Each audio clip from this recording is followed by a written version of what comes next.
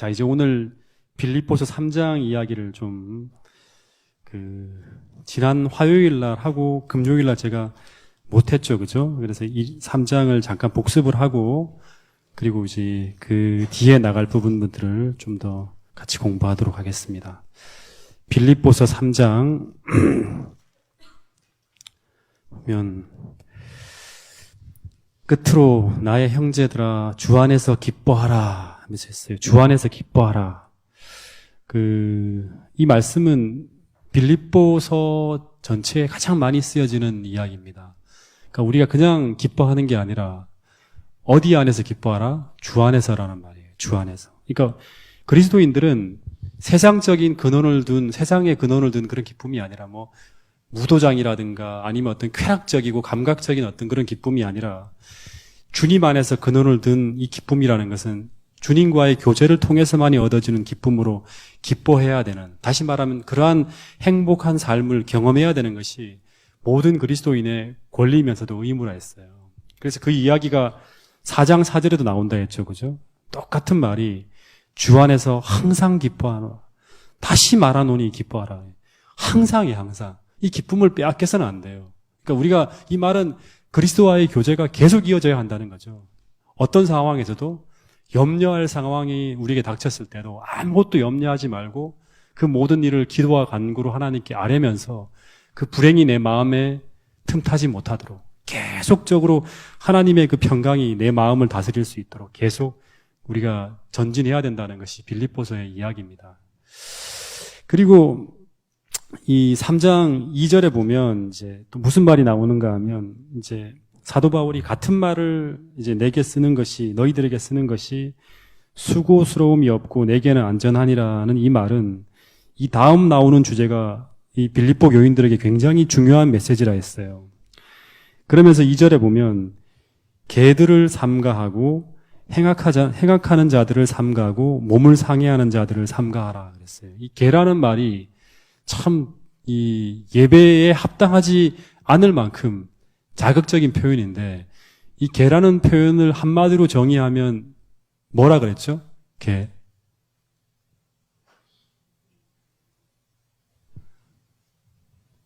예수님이 스로보니게 여인에게 하나님의 은혜를 개들에게 주는 것이 합당하지 않다 했잖아요. 이 개는 이방인들, 다시 말하면 하나님의 은혜에서 끊어진 자들이에요.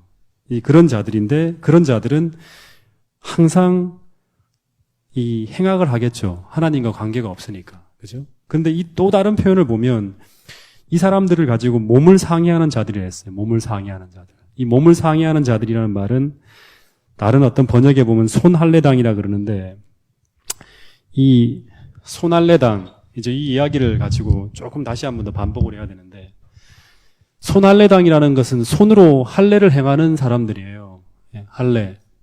할례당이라고 할 수 있겠죠. 할례당 또는 사도 바울의 이 표현에 의하면 할례파라고 합니다. 할례파. 자, 이 손할례당 이런 말은 이제 이런 사람들은 어떤 사람들이냐 그러면 구약의 규례, 구약의 그리스도인이 하나님 백성이 되기 위해서는 할례를 받아야지만 그리스도인이 된다고 주장하는, 그리스도인은 그리스도인인데 유대인의 관습을 그대로 지켜줘야 한다고 주장하는 유대주의자들이라고 했어요. 이 사람들이. 그리스도인은 그리스도인인데 유대주의자 그리스도인이에요.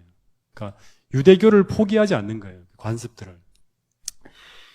근데 그러니까 유대교 관습을 그대로 다 가지고 와서 기독교인이 된 사람이라고 하는데, 여러분 이러니까 유대교의 정신을 그대로 가지고 왔겠죠. 이 사람들은 그리스도인이면서도 유대교 정신을 그대로 가지고 있는 유대인들이에요. 근데 유대교와 오늘날도 유대교식으로 안식일 교인이 된 사람들이 많아요. 있는 사람들이. 유대교와 기독교의 가장 큰 차이가 뭐라 그랬죠? 자, 이거를 이제 우리 동작중앙교회 최고 모범생에게 물어보겠습니다. 자, 지은이, 유대교와 기독교의 가장 큰 차이가 지난 딱 일주일 전의 얘기입니다. 가장 큰 차이가 뭐라 그랬어요? 떠오르는 대로 얘기해 보세요. 예, 정확한 표현이에요. 정확한. 역시 저를 실망시키지 않고 있습니다. 유대교와 기독교의 가장 큰 차이점은 핵심은 바로 뭐냐 그러면 유대교는 자신의 의로운 행위와 선행을 가지고 하나님 앞에 서려는 종교예요. 그러니까 행함으로 하나님 앞에 서는 거예요. 천국을 가려 하는 사람들이.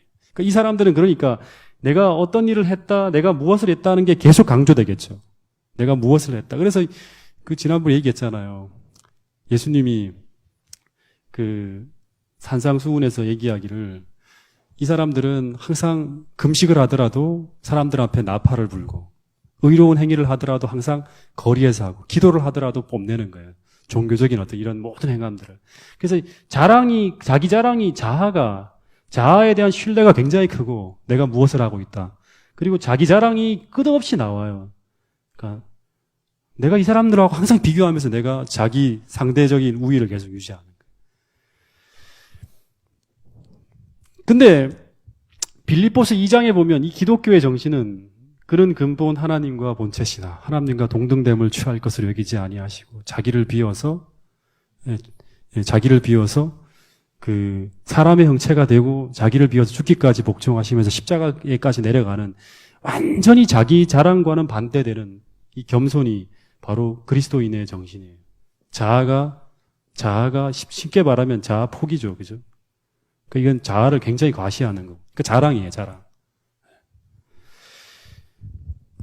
그래서 이런 사람들은 3절에 보면 이게 진짜 중요하다 그랬죠. 그러니까 이걸 나를 점검해 볼 수 있는 기독교인, 그리스도인과 내가 기독교 정신으로 살고 있는지 아닌지를 그 길을 가고 있는지 아니면 말은 기독교인인데 아니면 이쪽 길을 따라가고 있는지를 점검해 볼 수 있는 중요한 성경절이 빌립보서 3장 3절이에요. 이건 제가 이 교회에 와서 굉장히 많이 강조하는 성경절을 했죠. 한번 읽어볼까요?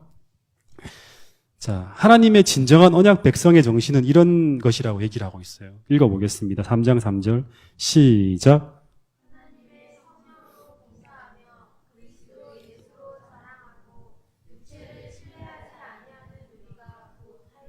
네, 그러니까 진정한 할례파는 하나님의 언약 백성이라 했어요. 그러니까 믿음으로 말미암아 살아가는 사람들인데 이 사람들은 첫 번째는 뭐라고 그러냐면 하나님의 성령으로 봉사하며 살고 있고 그리스도 예수를 자랑하고 이게 자기 자랑을 하지 않죠. 그리스도 예수를 계속 자랑하는 거예요. 자랑의 대상이. 그리고 자기의 행위를 신뢰하지 아니하는 그 사람들이 진정한 하나님의 언약 백성인 할례파라고 하는 거예요.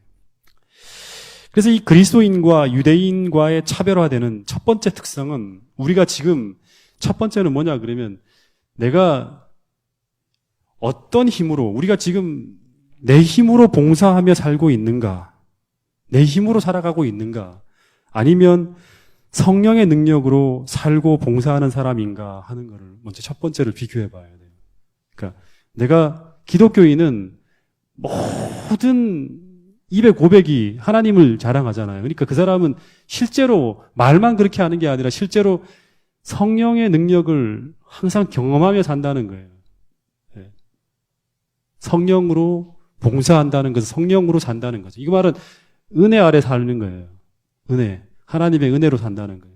늘 이거를 체험하고 경험한다는 거예요. 내가 내 힘으로 살고 있는가? 힘들죠, 그러면. 그죠? 내 힘으로 봉사하고 있는가? 아니면 성령으로 봉사하고 성령으로 살아가는 사람인가? 내가 지금 직장을 다니는 것도, 공부를 하고 있는 것도, 내가 어떤 걸 경영하고 있는 것도, 내가 가정에 살고 있는 것도 전부 다 하나님께서 하시는 일인가? 아니면 내 힘으로 살고 있는가? 내 행함으로 살고 있는가? 그러니까 성령을 느끼고 경험하고 살고 있는가? 좀 이렇게 좀 점검을 해봐야 돼요. 근데 그 증거는 바로 뭐냐 그러면 내가 어떤 경험을 하며 살고 있는가 하는 증거는 바로 뭐냐 그러면 우리의 입술이 그리스도를 자랑하는가 나를 자랑하는가를 보면 된대요. 내가 그리스도를 자랑하고 있는가?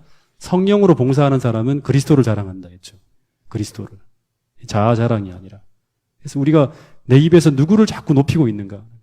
제가 옛날에 어떤 라디오 방송인가? 극동 방송에 듣는데, 하여튼 경주라는 이름까지는 아는데 성이 무슨 경주인지 모르겠어요. 그분도 노래를 잘 하시는 분이더라고요. 근데 그분의 책을 내고 이제 그분의 삶의 고백이 이렇게 그 다큐멘터리도 나오고 그 다음에 막 그러는데 그 제목이 뭐냐 그러면 하나님이 하셨어요라는, 혹시 보셨어요? 하나님이 하셨어요.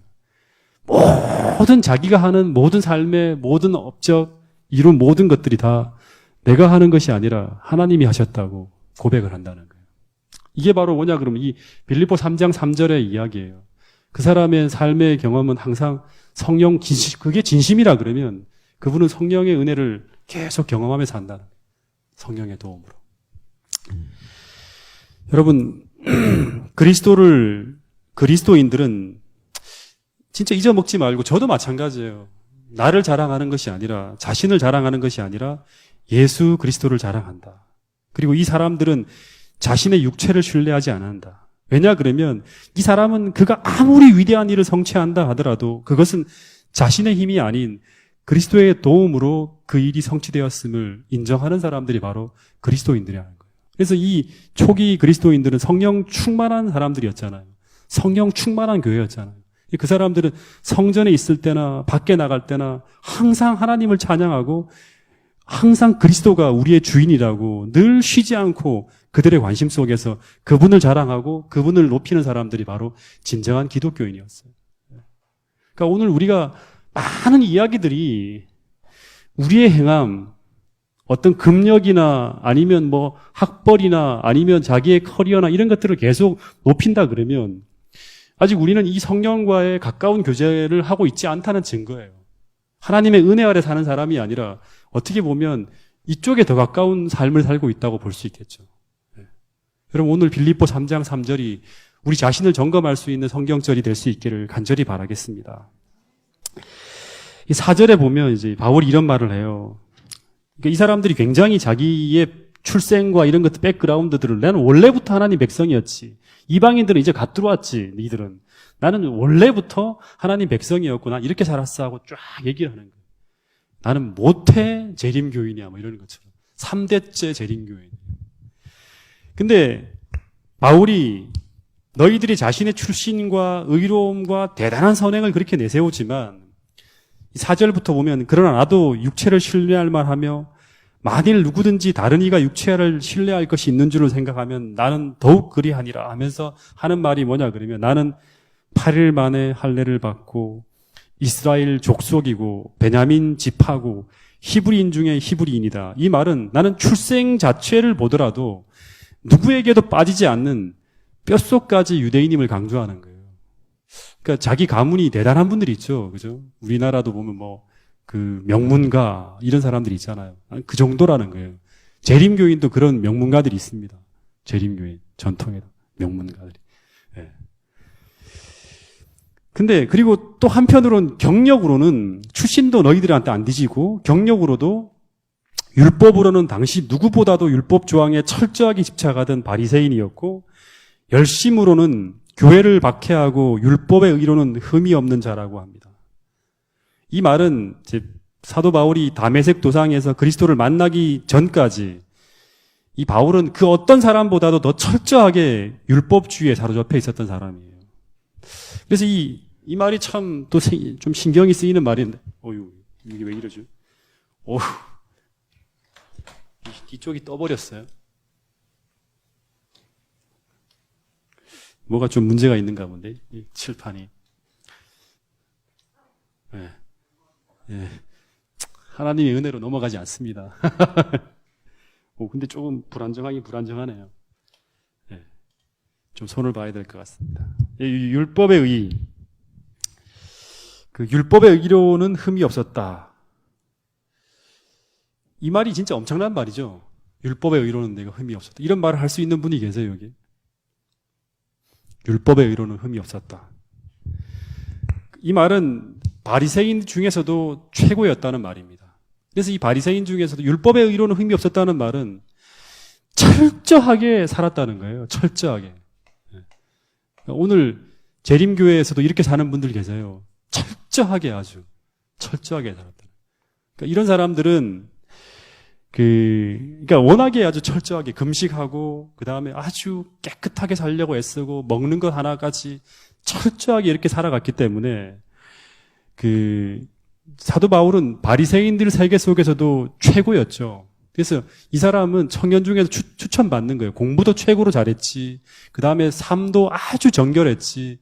모든 부분에서 흠이 없었기 때문에 일약 30대 전에 바리새에서도 최고의 어떤 에이스로 뽑혀서 사내들인 회원으로 이제 발탁이 될 정도로 올라간, 인정을 받은 거예요.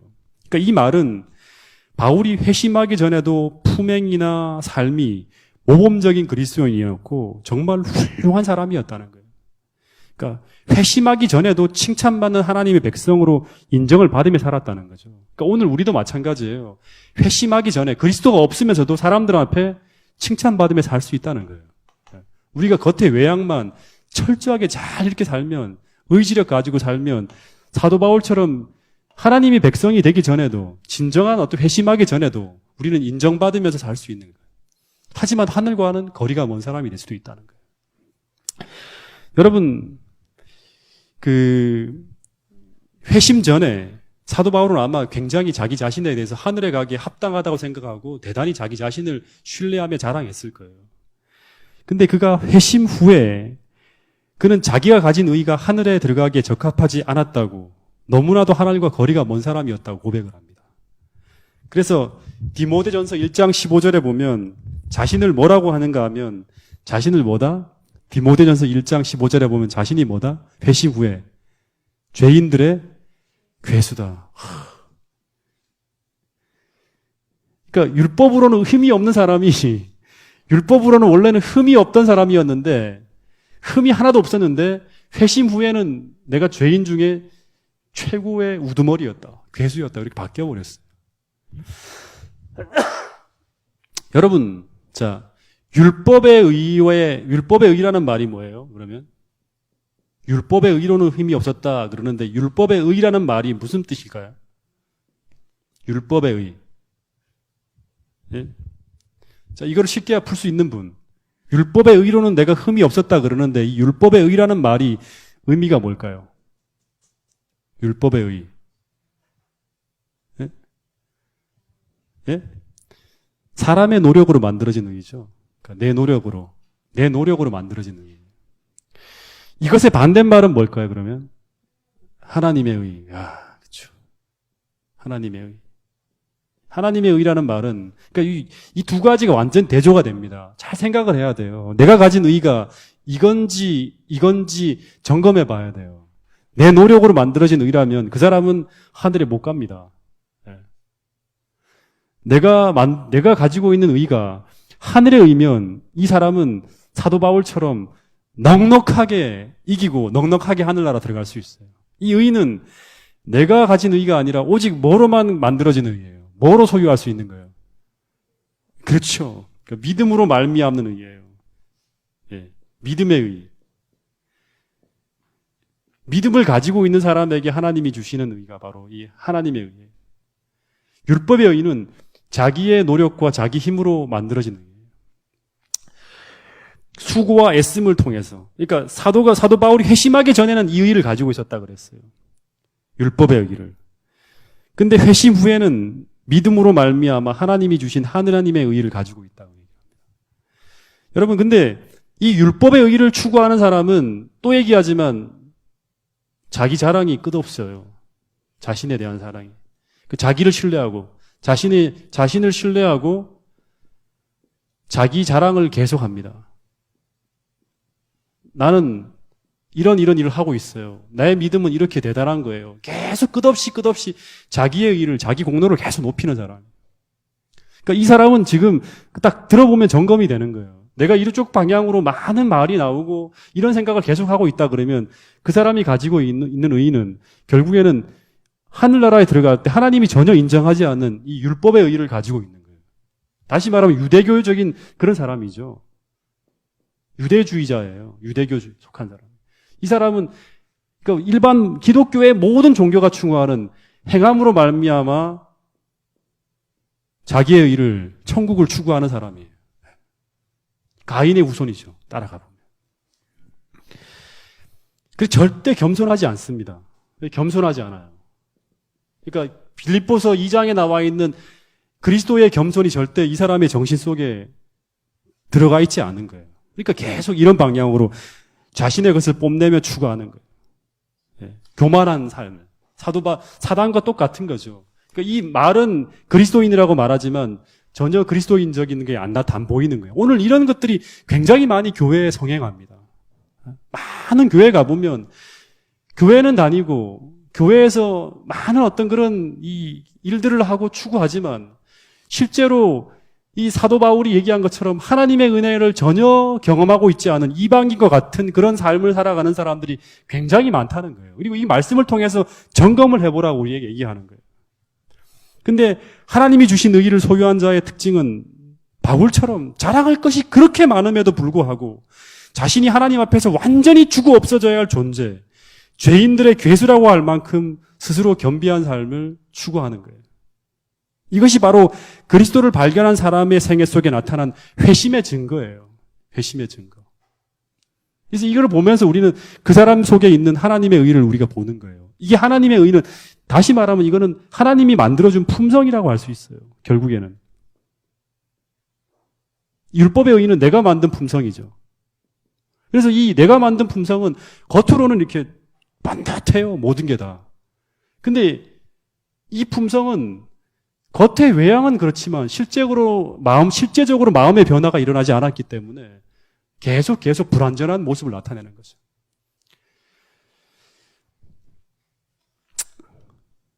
그래서 이 하늘의 의를 소유한 사람은 다른 사람들을 통해서 자신을 보지 않고 누구를 통해서 보냐 그러면 그리스도를 통해서 자기 자신을 보기 때문에 자신의 선행이 전부 이기심과 자기 의로 오염되어진 죄였다는 것을 그분의 의로운 품성을 통해 십자가를 통해서 확인하게 되는 거예요. 그러니까 이 그리스도를 보지 못하면 우리는 이 끝없이 안 되는 거예요. 안 돼. 이쪽을 방향을 가지 이쪽 방향으로 가지 않아요. 여러분,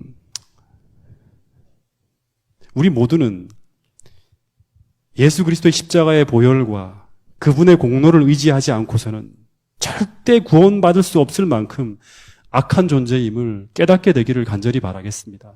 그 속에 정말 참된 겸비와 겸손의 마음이 나타날 수 있어요. 여러분, 그래서 7절부터 9절을 사도 바울이 이런 고백을 합니다. 자, 7절부터 9절 한번 읽어보겠습니다. 시작. 그러나 무엇이든지 내게 유익하던 것을 내가 그리스도를 위하여 다 해로 여길 뿐더러 또한 모든 것을 해로 여김은 내 주 그리스도 예수를 아는 지식이 가장 고상하기 때문이라. 내가 그를 위하여 모든 것을 잃어버리고 배설물로 여김은 그리스도를 얻고 그 안에서 발견되려 함이니 내가 가진 의는 율법에서 나는 것이 아니요 오직 그리스도를 믿음으로 말미암는 것이니 곧 믿음으로 하나님께로부터 나느니라. 딱 대조, 그죠? 내가 가진 의는 율법의 행위를 통해 난 거 아니라 오직 믿음으로 된 것이다. 하나님께로부터 받은 거다라는 거예요.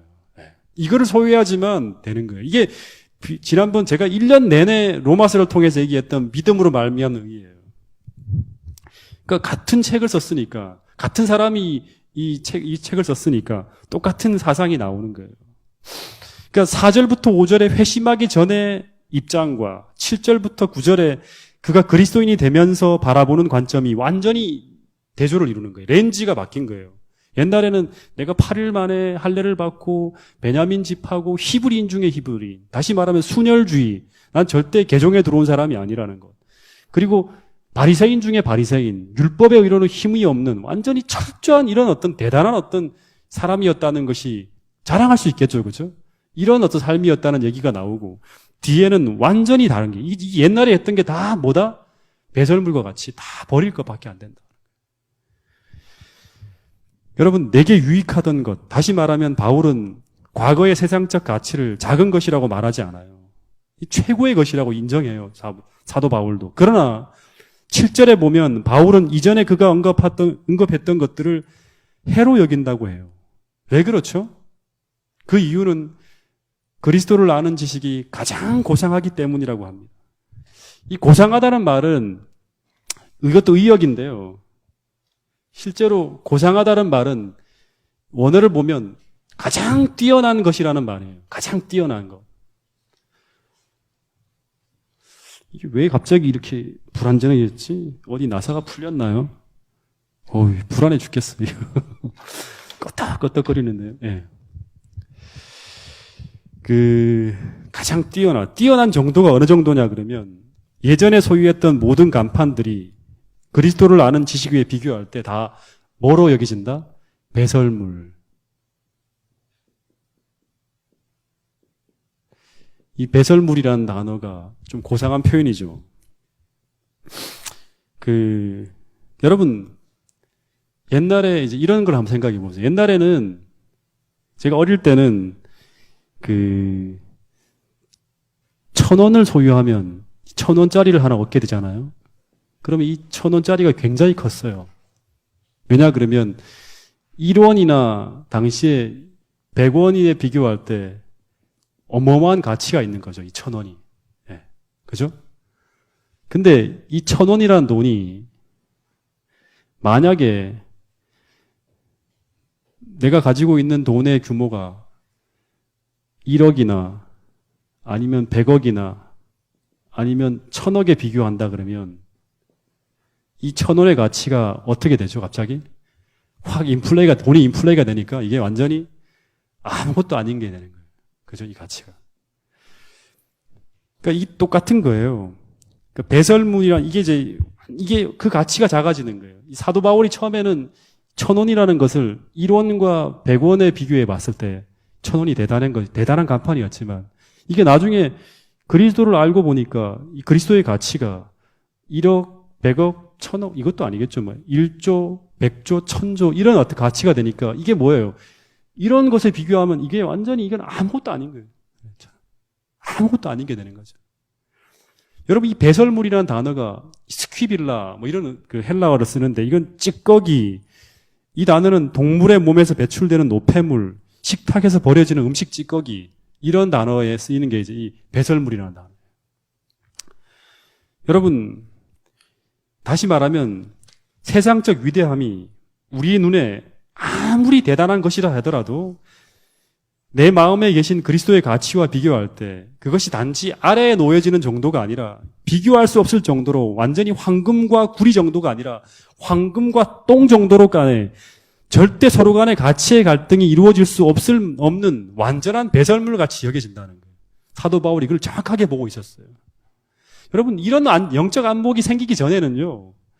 우리는 그리스도 안에서 발견되어지는 자가 얻을 수 있는 그 기쁨과 평안을 얻을 수가 없어요. 왜냐 그러면 계속 갈등이 일어나기 때문에 그래요. 마음에서. 가치가 비슷하니까.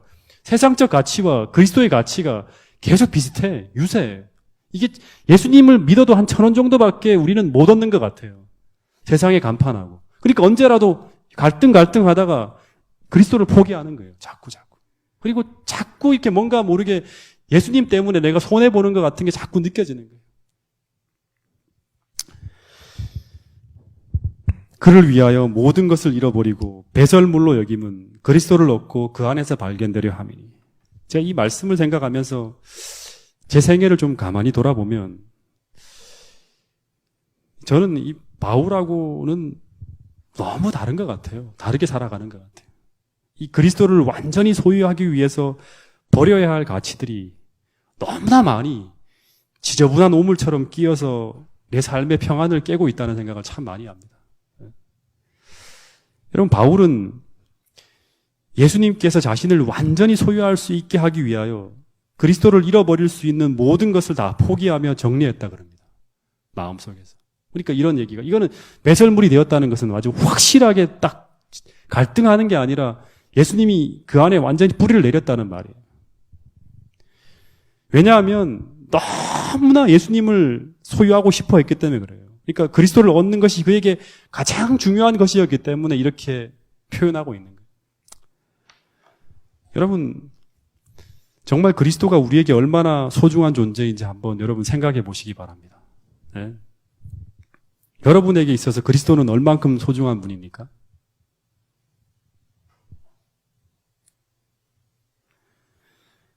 한번 또 이렇게 물어볼게요. 그러면 예수님을 얻기 위해 여러분이 가진 것을 포기하라고 하면 어디까지 포기할 수 있을까요? 재산, 명예, 직장, 학업, 심지어 부모 포기할 수 있습니까? 예? 포기할 수 있습니까? 예? 자식까지 포기할 수 있습니까, 여러분? 그리스도를 위해서?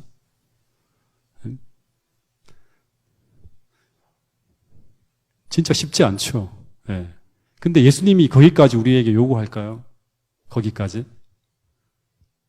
예? 거기까지 요구할까요? 예?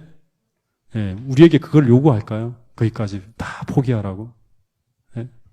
자, 누가복음 14장 25절, 26절 한번 읽어보겠습니다.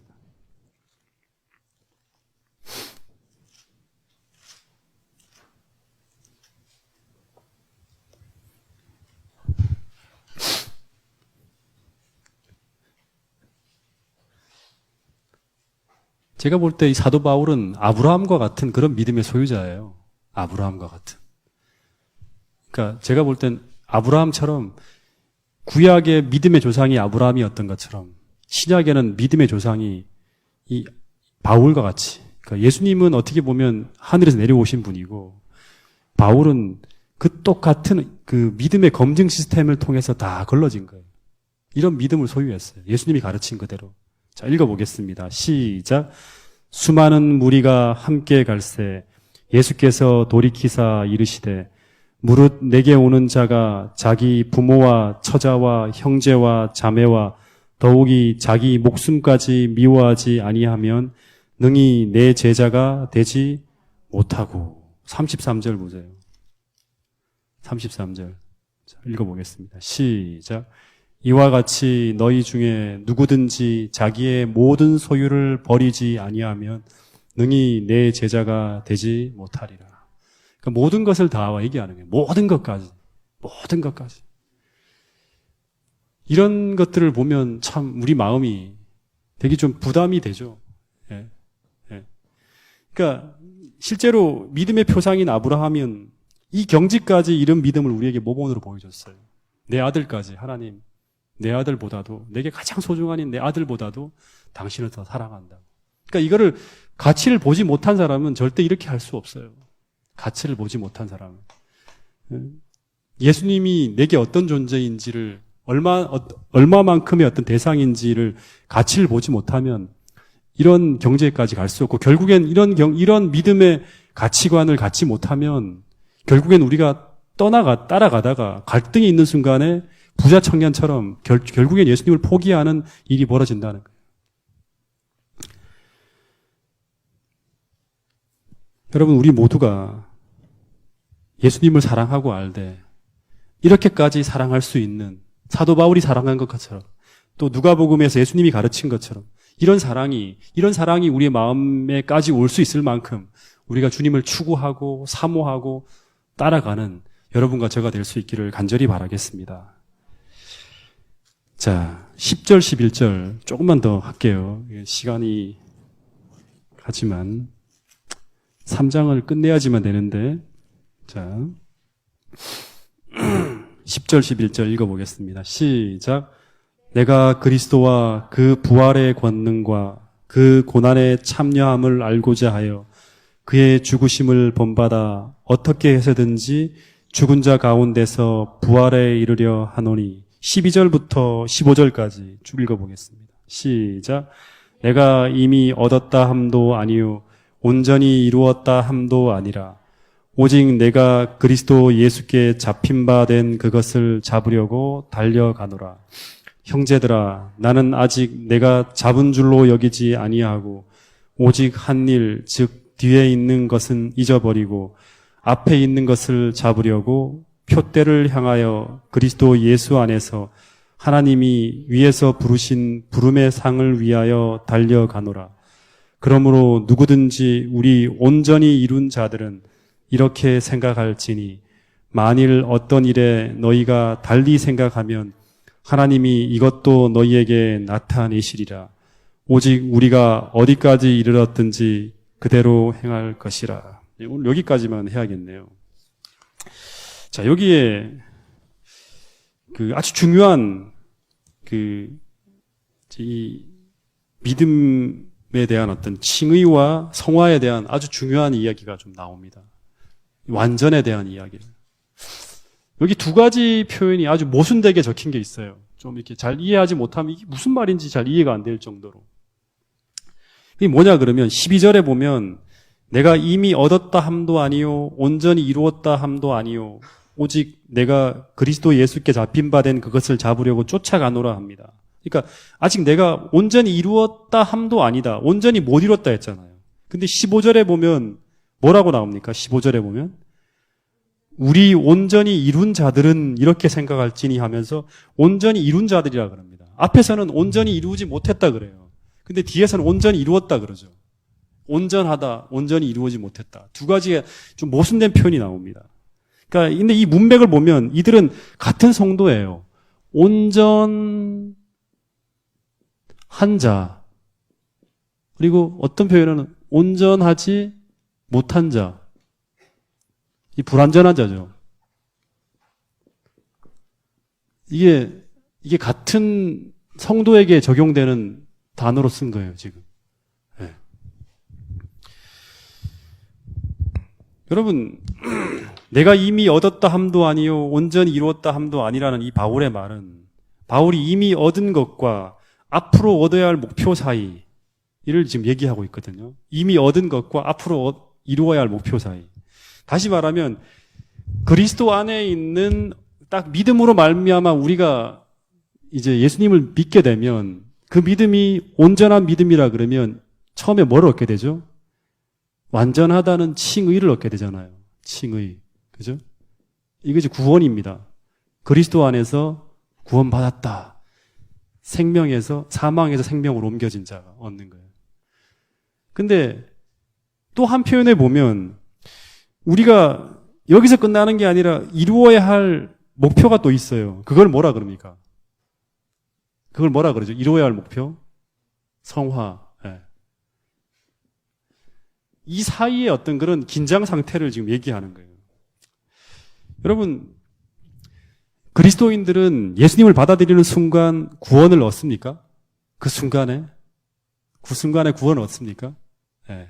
구원을 얻죠. 이거를 이제 지난번 우리가 설명한 걸 기억하시는가 모르겠는데 로마서 15장에 보면 무슨 비유가 나오냐 그러면 돌감람나무 비유가 나와요. 네. 기억나십니까? 15장에. 그러니까 우리가 구원을 받아들이는 순간 예수님의 구원을 받아들이는 순간 돌감람나무인 우리가 그리스도로 말미암아 하나님의 은혜로 참감람나무에 이렇게 딱 접붙여진 상태로 간다 그래요. 그죠? 근데 이게 임시로 그렇게 된 게 아니라 진짜로 참감람나무에 접붙여지는 순간 진짜 참감람나무의 가지가 되는 거예요. 임시가 아니라 진짜로. 온전한. 근데 진짜 참감람나무에 접붙여져서 나가 이제 참 돌감람나무가 아니라 진짜 참감람나무가 되었어요. 근데 문제는 뭐죠? 문제는 우리에게는 아직도 돌감람나무의 본성이 남아있어요. 본성이. 그죠? 그런 성향이 남아있는 거예요. 그게 아직 불완전한 거예요. 그래서 아직도 온전히 이루었다고 말할 수가 없는 거예요. 그래서 이게 처절한 자아와의 싸움이 이 칭의와 성화 사이에 계속 반복되는 거예요. 그러니까 온전한 자지만 온전하지 못한 자처럼 이렇게 비춰지는 거예요. 네. 그래서 사도 바울은 내가 아직도 온전히 잡은 줄로 생각하지 않고 오직 내가 그리스도께 잡힌 바 된 그것을 잡으려고 쫓아간다고 말하고 있는 거예요. 그 사도 바울이 성령 충만한 가운데 있지만 그때 누구예요? 요한에게 막 화를 내면서 그러니까 신라하고 누구죠? 신라가 아니라 누굽니까? 바나바하고 대판 싸우면서 막 어떤 화를 내는 어떤 이런 것들은 전부 다 뭐냐 그러면 아직도 돌감람나무의 성향이 남아 있는 거예요. 근데 그런 성향이 있지만 동시에 우리는 뭐다? 믿음으로 말미암아 그리스도 안의 영역에 있는 우리 모두는 온전한 자라고 또 얘기하는 거예요. 참 이상하죠. 이렇다 저렇다 반복하고 있어요. 예. 그래서 그러므로 누구든지 우리 온전히 이룬 자들을 이렇게 생각할지니 만일 무슨 일을 달리 생각하면 하나님이 이것도 너희에게 나타내시리라 이런 말을 해요. 자, 다시 정리하면 여러분 그리스도인에게 있어서 완전은 어떤 완전이냐? 그리스도인에게 있어서 완전은 어떤 완전이냐 그러면 다시는 죄된 성향이 전혀 우리에게 나타나지 않는 절대적 완전이 아니라 그리스도 안에서 온전히 믿음으로 구원받는 사람들은 그 상태에서 온전한 자라고 얘기를 합니다. 온전한 자라고. 그러니까 우리가 이 상태에서 우리가 오늘 생명이 다하더라도 내 믿음이 지금 온전하게 그리스도를 견지하고 있으면 그 사람은 하늘나라로 갑니다. 천국이 보장돼요. 예수님 안에 있기 때문에 그 사람이. 근데 그 상태에서 완전한데 근데 또 하나는 뭐냐 그러면 이 온전히 여기서 머무르면 안 돼요. 그러니까 믿었다 그래서 한번 이 믿음으로 말미암아 칭의를 얻었다 그래서 장로교에서 말하는 것처럼 이 칭의가 완전한 구원을 보장하는 게 아니는 거예요. 여기서 우리가 이 믿음으로 말미암아 날마다 그리스도와 함께 동행하고 있다면 그 사람의 의지와 삶의 방향과 추구하는 모든 것들은 뭐냐 그러면 더 완전한 온전, 그리스도와 닮은 이 본성을 향해서 끝없이 추구해 간다는 거예요. 성화를 향해서. 동행하는 자체는 그리스도를 사모하기 때문에. 그래서 이게 이런 의지가 딱 끊겨지고 더 이상 이런 어떤 사도 바울처럼 표대를 향해서 그리스도를 바라보면서 계속 그 더 나은 표전을 향해 나가는 이런 어떤 마음의 의지가 생기지 않는다 그러면 그리스도를 사모하는 열망이 없다 그러면 그 칭의가 어떻게 될까요? 이게 위험해질 수 있어요. 위험해질 수 있어요. 이 한 번 구원받았다 해서 온전한 구원이 아니라 계시록을 보면 그 의복이 더럽혀지고 그 의복이 빼앗기게 되고 이런 표현들이 다 뭐냐 그러면 이 구원은 소멸될 수 있다는 거예요. 여러분 그래서 오늘 이 사도 바울처럼 내가 그리스도에게 잡혀 있는 상태라고 한다 그러면 다시 말하면 그리스도에게 붙들려 있는 사람이라 그러면 오늘 우리는 완전한 자예요.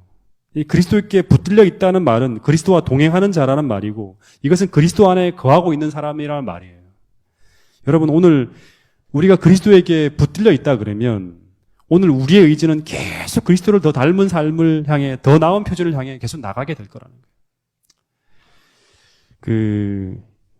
정리를 하면 빌립보 3장 1절부터 8절까지는 율법주의적인 극단에 빠져 있는 사람에 대한 이야기입니다.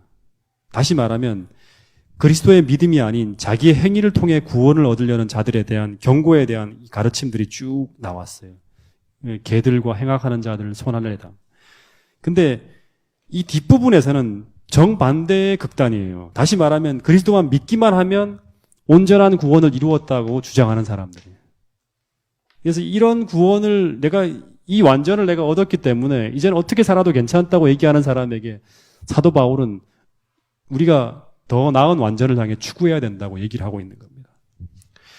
여러분 그래서 오늘 우리가 받은 이 칭의, 그러니까 그 칭의, 우리가 하나님 앞에서 우리가 받은 이 하나님의 의라는 것은 하나님께로부터 온 완전이기 때문에 사람이 하나님을 떠나는 순간 없어지는 거예요. 그죠? 그래서 이 성도의 완전이란 날마다 순간마다 바울이 말하기를 그리스도 안에서 믿음 안에서 계속 자라나가는 상태, 이것이 바로 뭐냐 그럼 완전입니다. 여러분 그래서 우리가 계속 우리의 열매가 성령을 통해서 더 나은 그리스도 닮은 품성을 만들어가는 이 완전을 추구하면서 그리스도 안에서 온전한 어떤 이 신앙의 삶을 추구하는 여러분과 제가 되기를 간절히 바라면서 오늘 말씀을 줄이도록 하겠습니다. 기도하는 시간을 좀 갖도록 하겠습니다. 이 목요일 날 우리 2014년도 직원 선출을 위한 선거위원 모임이 첫 모임이 시작됩니다. 여러분 정말 기도해 주셔서 아무런 잡음 없이 아름다운 이 직원 선출이 될 수 있도록 여러분 기도해 주시기 바라겠습니다. 그리고 우리가 이제 2014년도를 앞두고 교회 이제 12월 달에 많은 교회 행사들이 있어요. 그러니까 다음 주에 김장이 있고 그리고 또 이제 골든벨부터 시작해서 사업 계획서를 또 만드는 것, 이런 많은 일들이 있는데 그 분주함 가운데서도 우리가 교회가 연합되어지는 가운데 아름다운 모습으로 한 해를 잘 마무리할 수 있도록 기도를 부탁드리겠습니다.